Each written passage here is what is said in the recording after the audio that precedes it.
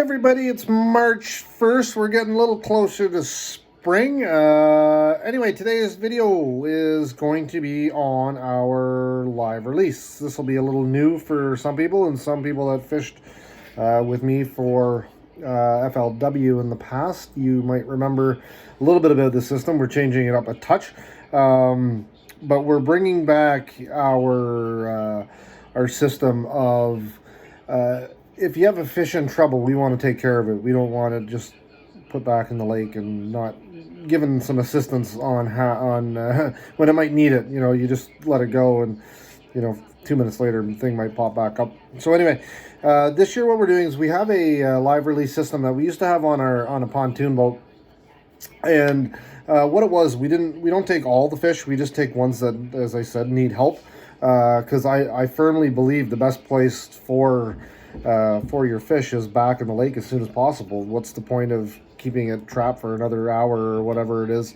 in a boat? And I'm not digging anybody else's systems. Everybody has their own beliefs, whatever. But like I said, I can't see how back in their own homes not by far the best option we can give fish. Now, with that being said, if you do have a fish that's in trouble, I don't think back in the lake's the best thing. I think they do need a little bit of help and a little bit of care, and that's why we have our very own expert Pam Stewart's going to be running that system. We had a great one before. Jake Lightford took care of the boat, and we ran 99.83 live release percentage. We had virtually almost no fish dead in that full year. But when we did have fish in trouble, Jake was right on top of it, and he took care of those fish. So basically what it is it's a tank we've got the oxygenators, and we've got all the stuff needed inside that tank, so we can take care of fish. If there's, a normal live release boat has, maybe 100, 200, 400 fish in it, it's hard to tell which ones actually need help and which ones don't when it's jammed that full. So with our system is when you come up to the stage and our weighmaster looks at your bag, he checks them for the size and makes sure there's 5 and that they're all alive.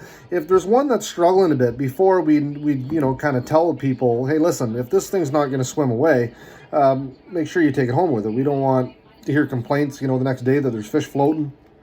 Do your best to revive it and get it back, but if it's not going to make it, or if it's already gone, you have to keep it. That's part of our rule. So anyway, he checks it. Say there's one that's not doing so well. Before, we used to make you take the fish out to the live release boat. We called it our fish care system, and you would release your fish in front of the boat, and the one that's not doing so well, you would hand it over to Jake at the time, and he would do his best to take care of that fish. He'd baby it and get it back swimming.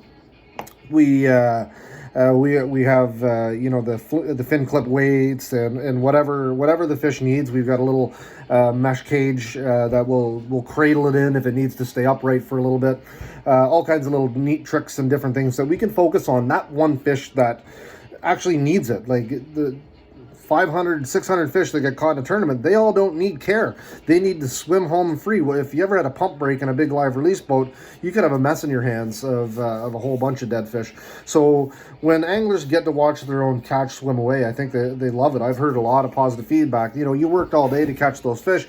You worked all day to take care of those fish. When you get to see your own catch swim away on their own, happy and healthy, that's awesome. You're going to have a chance to come back and catch those fish another day.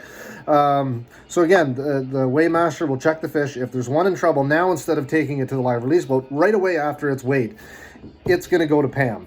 Pam's going to put it in the same tank, the same system we had before, and she's going to be able to monitor that fish. If she's got to put weights on it, if she by chance might have to fizz it, like I said, I highly doubt that's a situation that we're going to get into with the bodies of waters that we fish. But if it ever has to come to that, we're going to try everything else first. But then we will do it if that's what needed to be done.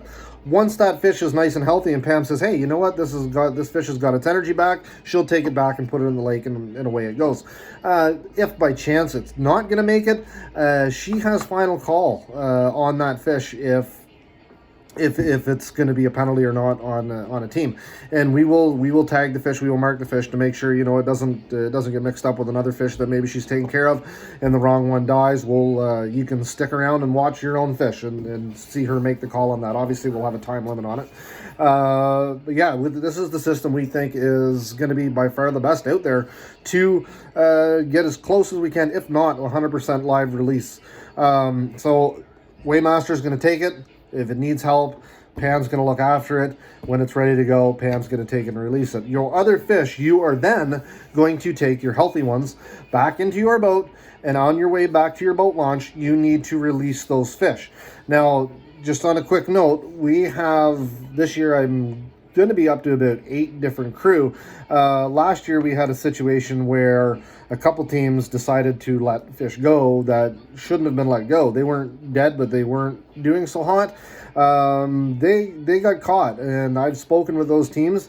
We have crew out there watching. So if you think you're going to be able to dump a fish that's not doing so well, not pick it back up, or heaven forbid somebody tried to cheat to pass it on, trust me, you're being watched. I have crew, and I don't tell people who they are. I have people watching what's going on out there. So like I said, when you have this different kind of system, we have things in place that you're not going to get away with it. So like I said, last year I caught a couple teams.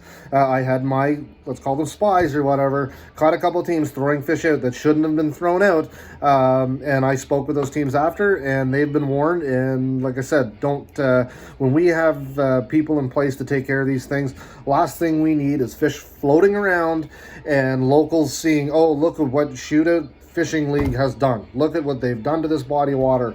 So please, if your fish needs help, give it to us. If your fish is already perished, take it home, cook it, eat it, give it to somebody who will. Don't be just chucking your fish away. It's illegal to do that to begin with. There's always lots of people out there that love eating fish. I don't eat them personally, but lots of people do like them. So anyway, that's the way it's going to run this year. Again, Weighmaster's going to check it. If it's good, you're taking it back. If it's not, Pam will look after it. And we've got all the permits in place to do this. So hopefully you guys like that system and are happy what you're hearing. The new measures we're going to take to get as close as we can to 100% live release. That's the goal. We want to see every fish happy and swim away to be caught another day. Anyway, gonna wrap this one up. Hope you guys are enjoying all the videos. Like, subscribe, do all that kind of fun stuff if you're enjoying. Other than that, we'll see you on the next one, and not really sure what the next one will be, but we'll get it up in the next day or so. Again, take care. We'll see you later.